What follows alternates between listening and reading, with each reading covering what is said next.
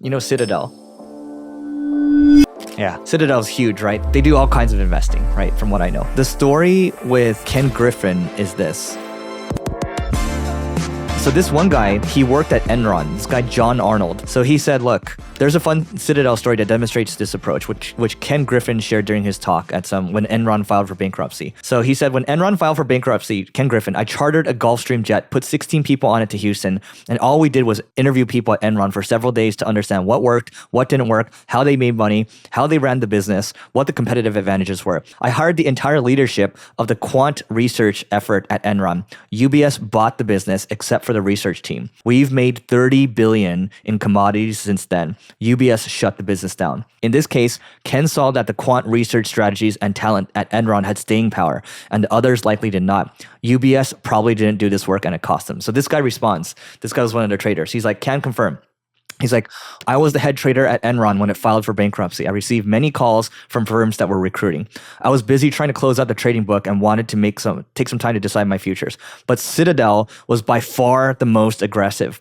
Other companies set up interviews with Enron's senior people. Citadel interviewed seemingly everyone in the trading operations, all function at all level. Let me speed this up a little bit. Citadel's team called him twice. He declined to meet. He's like, it was apparent that the intent was to reverse engineer the business. Basically what happened was Ken was the third call. He said, hey, would you be down to talk to Ken? And then he was on the airport heading to Aspen. Ken was like, hey, I'm going to fly to Aspen. You want to meet tomorrow? And that's what it took. Ken flew to Aspen to meet me the next day. They had a great meeting. They offered him the job as the head gas trader.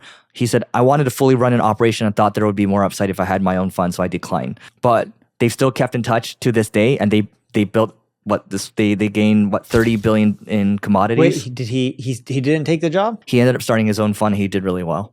Oh, cool. Yeah. Ken started with a niche convert arb and built one of the most successful financial firms that he's ever tried. So my point of saying all this story here is that sometimes when you're serious about something, you don't do what other people are doing where they're waiting weeks. You just call and you get on the plane and you try to get the deal done that day. Yes. Yeah.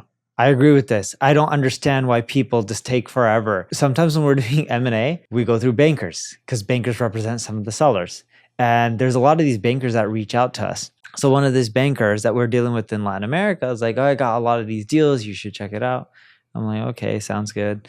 Takes them weeks, then months to start getting back to us. And we started getting some of the numbers. I was like, dude, this business just seems really terrible. Client concentration. I'm like, you're talking about, one or two of their customers make up pretty much all of their revenue. I'm like, what kind of business is this? I'm like, it took them this long to tell us this information. So there was another business that we already signed an NDA for. I literally just pick up the phone myself and I'm like, hey, I messaged him on LinkedIn. I'm like, hey, this is my phone number. WhatsApp me. I want to talk about buying your company. And that was it. They WhatsApp me, talked to them. I got all the numbers in a week and a half, and it would have taken their banker probably a few months to get it. And I got it in the format that I wanted it. And I'm like, cool. I'm just tired of all the bureaucracy and people trying to slow things down. If you want something done, just go and get it done.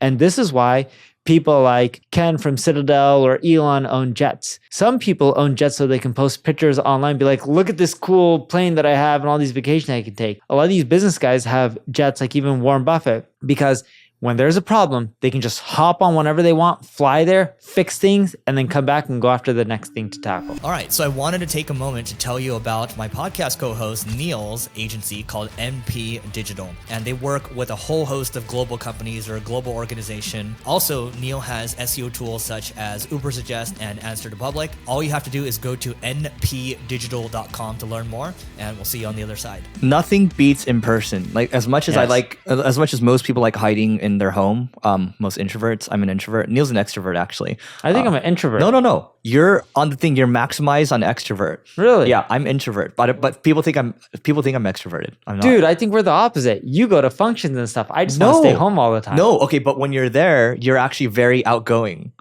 Like I prefer to just hide. When I'm at events, I just talk to you or someone I know and no one else. No, you do.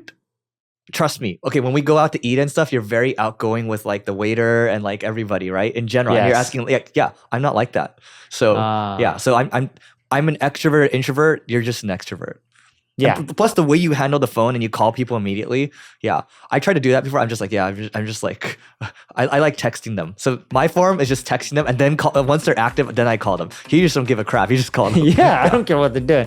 Pick up the phone. We're solving this right now. Yeah. So that's what it is, guys. If you guys have any other questions, let us know. And that being said, go to marketingschool.io/agency if you want to grow your agency faster, and we'll see you tomorrow.